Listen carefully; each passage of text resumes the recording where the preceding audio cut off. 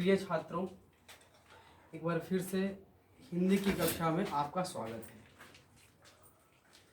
आज हम 10वीं कक्षा बिहार बोर्ड की पुस्तक पढ़ेंगे जो काव्यखंड से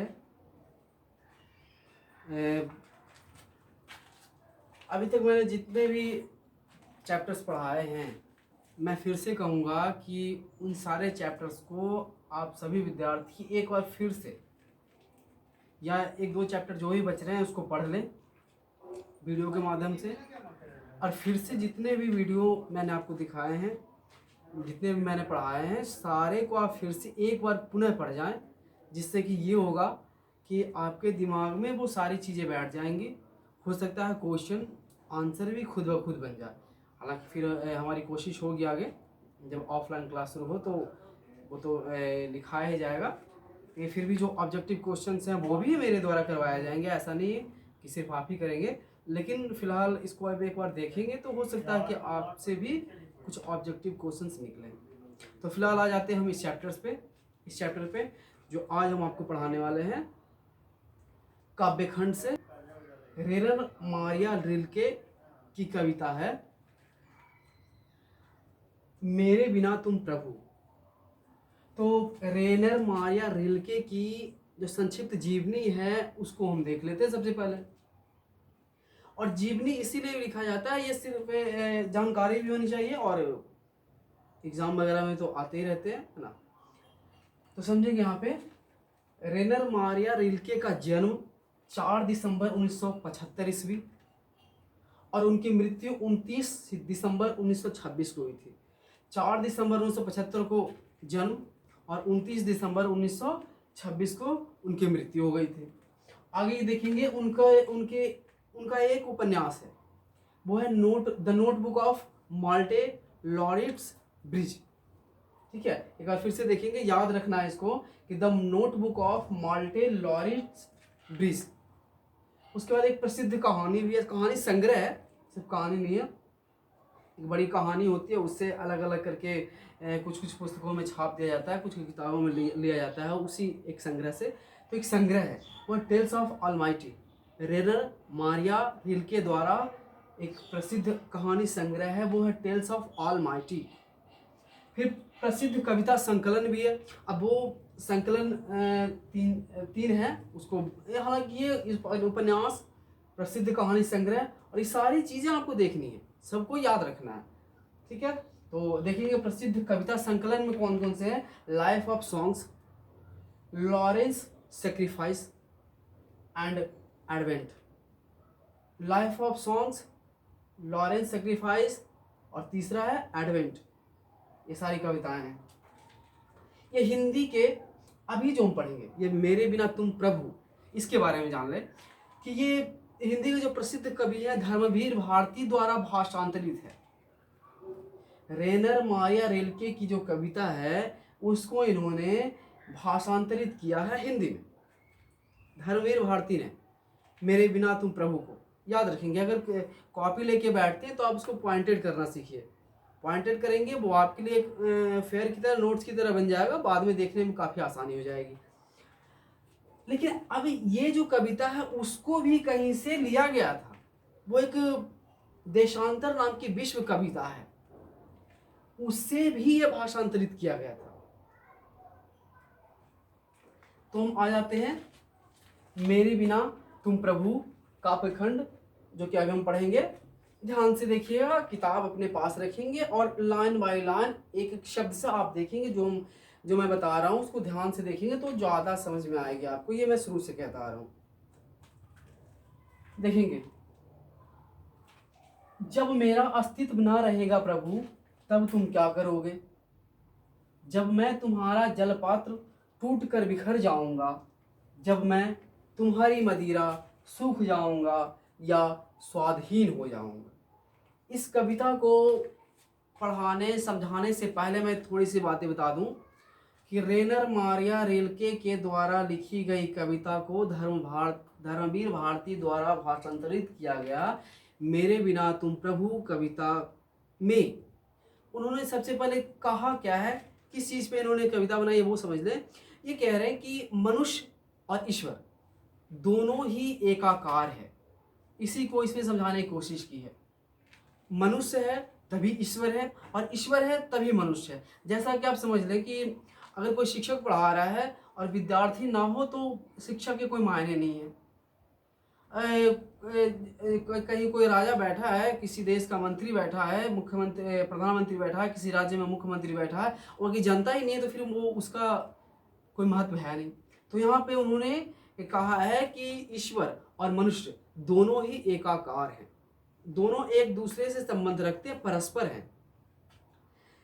तो वही आप समझेंगे यहाँ पे कह रहे हैं कि जब मेरा अस्तित्व नहीं रहेगा, मैं कभी अपने बारे में कह रहे हैं कि जब मेरा अपने बारे में मतलब मनुष्यों के बारे में, लोगों के बारे में, कि जब मनुष्य का अस्तित्व ही नहीं रहेगा प्रभु देवता ईश्वर, तो फिर तुम क्या करोगे?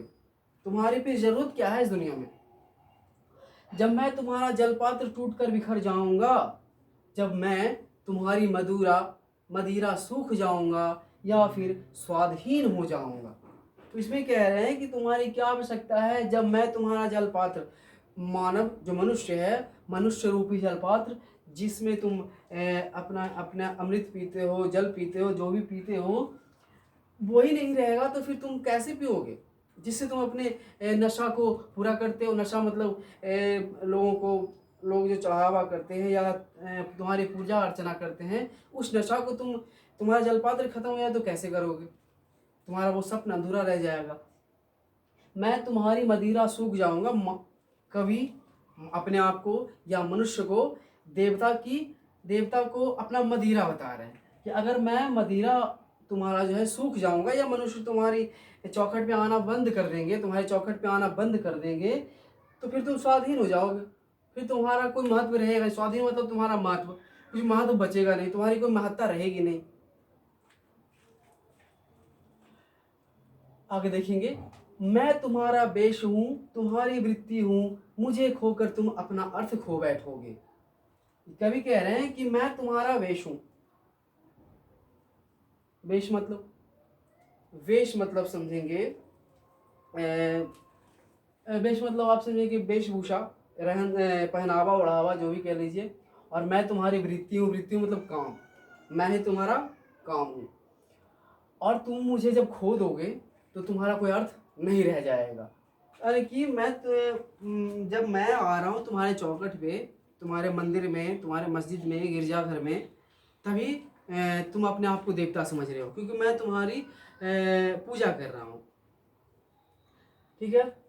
और तुम्हारा काम भी है कि लोग तुम्हारे पास आएँ, फूल चढ़ाएं, प्रसाद चढ़ाएं, जो भी करते हैं। तो तुम मुझे खो दोगे तो तुम अपना अर्थ ही खो बैठोगे। समझ में नहीं आएगा कि देवता तुम हो या नहीं हो, तुम खुद ही नहीं समझ पाओगे। मेरे बिना तुम गृहहीन निर्वासित होगे, स्वागत विहीन। मैं तुम्हारी पादुका हूँ, मेरे बिना तुम्हारे चरणों में छाले पड़ जाएंगे, वे भटकेंगे लहूलुहान। अब यहाँ पे समझेंगे कि रेनर मारिया रिल्के जी ने अपने कविता के माध्यम से क्या कहा। इस पद्यांश को समझें कि मेरे बिना तुम गृहहीन हो जाओगे और निर्वासित होगे। मतलब कि तुम्हारे गृहहीन मतलब देवता का घर कौन सा होता है? मंदिर है, मस्जिद है, गिरजा है। उसी तरह से कह रहे हैं कि तुम वहां से निर्वासित हो जाओगे, इधर उधर भटकोगे। मनुष्य होंगे नहीं, तुम्हारी पूजा अर्चना नहीं करेंगे, तुम्हारे लिए मंदिर मस्जिद नहीं बनाएंगे, गिरजा नहीं बनाएंगे, तो तुम इधर उधर भटकते फिरोगे। फिर तुम्हारी कोई महत्ता नहीं रह जाएगी इस दुनिया में, इस विश्व में, इस धरती पे, इस भूलोक पे तुम्हारा कोई अस्तित्व नहीं रह जाएगा। स्वागत विहीन मतलब तुम्हारा जब घर ही नहीं है, लोग तुम्हें देखेंगे नहीं, तुम्हारा स्वागत ही नहीं करेंगे, तो फिर तुम्हारा महत्व क्या रह जाएगा? ईश्वर का महत्व फिर खत्म हो जाएगा। क्योंकि मैंने पहले ही बताया है कि रेनर मारिया रिल्के जी ने अपने इस काव्य में कहा है, पहले ही समझाने की कोशिश की है कि जब तक मनुष्य और ईश्वर दोनों के एकाकार करने की बात इन्होंने अपने काव्य में किया है। तो जब तक मनुष्य है तभी ईश्वर है, और ईश्वर है तभी मनुष्य, दोनों एक दूसरे परस्पर हैं। जैसा कि मैंने पहले ही समझाया है आपको कि कोई शिक्षक पढ़ा रहा हो और वहाँ विद्यार्थी आया ही ना, तो शिक्षा का कोई महत्व नहीं है। या जब कोई देश चला रहा हो, उस देश में प्रधानमंत्री कैसे बैठ जाएगा जब जनता ही नहीं है? फिर उस प्रधानमंत्री या किसी राज्य के मुख्यमंत्री का महत्व क्या है जब लोगों के लिए काम ही ना करे? वो किसके लिए काम करेगा? तो बिल्कुल वही परिस्थिति यहाँ पे कवि ने रखा है देवता के सामने। मैं तुम्हारी पादुका हूं, मेरे बिना तुम्हारे चरणों में छाले पड़ जाएंगे, वे भटकेंगे लहूलुहान।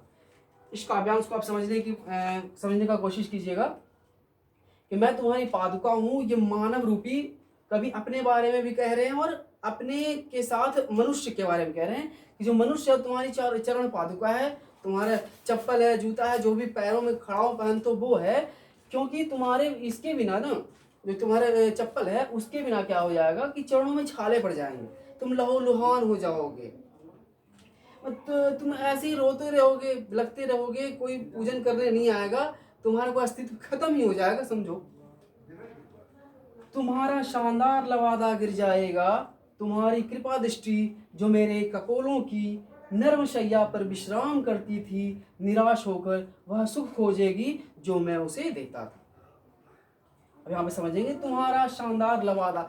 लवादा मतलब होता है वस्त्र, वस्त्र हो गया। तो मैं तुम्हारा शानदार लवादा यानी तुम्हारा जो शानदार वस्त्र, यहाँ पे वस्त्र का मतलब है शानदार मतलब भव्य, और वस्त्र का मतलब वो सिर्फ वो कपड़ा नहीं है बल्कि मानव ईश्वर रूपी, जो कह सकते हैं कि ईश्वर रूपी जीवन जो है वो इंसान के अंदर, मेरे तुम्हारा मतलब मेरे अंदर जो ईश्वर रूपी जो जीवन है वो अगर खत्म हो जाए, और तुम्हारी कृपा दृष्टि जो कभी मेरे कपोलों पे यानी मेरे चेहरे पे, मेरे शरीर पे जो तुम्हारी कृपा दृष्टि होती थी, पहले ही बताया है कि ईश्वर है तभी मानव है और मानव है तभी ईश्वर है। तो यहाँ पे समझिएगा कि तुम पहले तो कह रहे कि जब मैं नहीं रहूंगा यानी कि ईश्वर रूपी जीवन मेरे अंदर खत्म हो जाएगा, और उसके बाद कह रहे कि तुम्हारी कृपा दृष्टि जब तुम मेरे ऊपर कृपा नहीं करोगे और मेरे चेहरे पे कृपा नहीं करोगे, यहाँ पे कपोलों का मतलब चेहरा है, लेकिन चेहरा का मतलब मनुष्य के बारे में कह रहे हैं, पूरे शरीर के बारे में। जब तुम्हारी कृपा दृष्टि मेरे ऊपर नहीं होगी, नर्म शैया पर विश्राम करती थी, निराश होकर वह सुख खोजेगी जो मैं उसे देता था। अब मानव अपने बारे में कह रहा है कि नर्म शैया पर, बिल्कुल मुलायम, जो शैया मतलब बिस्तर, सैया मतलब बिस्तर, तो जिस नर्म मुलायम सैया पे तुम जो विश्राम करती थी, जो मैं तुझे देता था, वो निराश होकर तुम सुख खोजोगी। कि अब मानव मेरे पास है नहीं, मेरा बिल्कुल खत्म हो चुका है अस्तित्व, मानव मेरे साथ है नहीं, तो मैं कहाँ सोऊंगा? निर्वासित होने की बात पहले ही कह रहे हैं, गृहहीन होने की बात पहले ही कह रहे हैं कि मंदिर मस्जिद जब मानव बनाए गए नहीं तुम्हारे लिए तो तुम रहोगे कहाँ? नर्म सैया तुम्हारे लिए बिछाएगा नहीं तो तुम सोओगे कहाँ? तो मानव है तभी मन ईश्वर की महत्ता है। यहाँ समझाने की कोशिश की है इन्होंने। दूर की चट्टानों की ठंडी गोद में सूर्यास्त के रंगों में घुलने का सुख। इस छोटे से काव्यांश को आप बहुत गौर से समझेंगे कि दूर की चट्टानों की ठंडी गोद में सूर्यास्त के रंगों में घुलने का सुख। ये मानव कह रहा है कि जिस प्रकार से चट्टानों पे बर्फों पे सूरज की जो किरणें पड़ती हैं तो उसमें तरलता आ जाती है। शुरू में तो बहुत कठोर होता है पर उसमें तरलता आ जाती है, पिघल जाता है, बिल्कुल मुलायम हो जाता है, पानी की तरह बह जाता है। उसी तरह सूर्यास्त के रंगों में घुलने का सुख, जिस प्रकार से सूरज की किरणें पत्थरों पे, चट्टानों पे पड़ती है, बर्फों पे पड़ती है, तरलता आ जाती है, और सूर्यास्त होने के बाद लोगों की थोड़ी राहत होती है, गर्मी से राहत मिलती है, शरीर में ठंड प्रदान होती है, उसके बारे में कह रहे हैं कि बिल्कुल उसी तरह जब हम मानव हैं, हम पुजारी हैं, तुम्हारे आगे आते हैं तभी तुम्हें वो सुख मिलता है, वरना वो सुख तुम्हें नहीं मिल सकता। और कभी ये भी साथ में कहते हैं कि अगर तुम हो तब हमें भी सुख मिलता है, ईश्वर है तब मानव को सुख है, मानव है तो ईश्वर को सुख है। तो अंतिम काव्यांश में, अंतिम पंक्ति में उन्होंने आशंका भी जताई है कि प्रभु मुझे आशंका होती है, मेरे बिना तुम क्या करोगे। अब अंत में वो कहते हैं कि मुझे इस बात की आशंका भी है कि जब मैं रहूंगा ही नहीं इस पृथ्वी पे तो तुम क्या करोगे, तुम्हारा तो कोई अस्तित्व रहेगा नहीं। तो रेनर मारिया रिल्के जी ने यही समझाने की कोशिश की है अपने काव्य खंड में कि मनुष्य और ईश्वर दोनों ही एक जैसे हैं। मानव ने ही ईश्वर को महिमा मंडित किया है, सर्वोपरि माना है, तभी ईश्वर की महत्ता है। अगर मानव ईश्वर की पूजा अर्चना आराधना करना छोड़ दे, उसकी महत्ता खत्म हो जाएगी। तो मानव ने उसे सर्वोपरि बनाया है, मानव ने उसकी महिमा मंडित किया है, ईश्वर को महिमा मंडित किया है। वही बताने की कोशिश की है यहाँ पे। तो समझेंगे कि कवि ने अपने आप को जलपात्र और मदिरा क्यों बताया है। क्यों? क्योंकि जब ईश्वर का जलपात्र उन्होंने इसे बताया है कि मैं ही आता हूं तो तुम्हारी महत्ता होती है ना। और मदिरा इसलिए कि ईश्वर को नशा है। किसकी नशा है? भक्तों की नशा है। अगर भक्त नहीं आएंगे तो ईश्वर भी बेहाल हो जाएंगे, उनको भी उस किसी कार्य में मन नहीं लगेगा, वो कह रहे हैं। और फिर है कि अब क्वेश्चन एक आता है आपका कि शानदार लवादा जो है वो किसका गिर जाएगा और क्यों गिर जाएगा। शानदार लवादा जो है ईश्वर का गिर जाएगा। शानदार लवादा का मतलब ईश्वर रूपी जीवन जो जी रहे हैं भगवान, वो उनका खत्म हो जाएगा। ईश्वर का महत्व बिल्कुल छीड़ पड़ जाएगा, खत्म हो जाएगा। इसलिए कह रहे हैं कि शानदार लवादा गिर जाएगा। और वो क्यों? क्योंकि मनुष्य अगर पूजा करना बंद कर दे तब। कुछ क्वेश्चन है इसमें कि मैं समझा दूं आपको कि कभी किसको सुख देना चाहता है, तो कभी ईश्वर को सुख देने की बात कर रहा है। क्यों? क्योंकि जब मानव मंदिर मस्जिद में नहीं जाएगा तो भगवान को सुख प्रदान नहीं होगा, पूजा अर्चना नहीं करेंगे, उनका भी मन उसमें नहीं लगा रहेगा। और अंत में है कि कवि ने किसको किसके लिए आशंका व्यक्त किया है ना। तो यहाँ पे समझेंगे कि कवि ने देवता के लिए, ईश्वर के लिए आशंका व्यक्त किया है कि जब हम लोग तुम्हारे आगे नहीं आएंगे, तुम्हारे आगे नहीं झुकेंगे, तो तुम्हारा कोई वजूद नहीं रह जाएगा। इसलिए दोनों ही एक दूसरे के परस्पर हैं। तो ये कब आपने ध्यान से पढ़ा होगा, ध्यान से देखा होगा। और जब तक लॉकडाउन की स्थिति है, स्कूल विद्यालय बंद हैं, कोचिंग बंद है, तो मैं यही कहूँगा कि आप लोग इसको ध्यान से पढ़ेंगे और भी विषय पे अपना ध्यान देंगे, लेकिन हर विषय पे थोड़ा थोड़ा समय देंगे, जैसे कि हिंदी में भी। और जहाँ तक इसको है आप एक बार पूरा देख लेंगे और इसमें भी कुछ आपको समझ में आएगा जो मैंने आपको बताया। किताब खोल के देखेंगे तो आपको ज़्यादा बेहतर समझ में आएगा। धन्यवाद।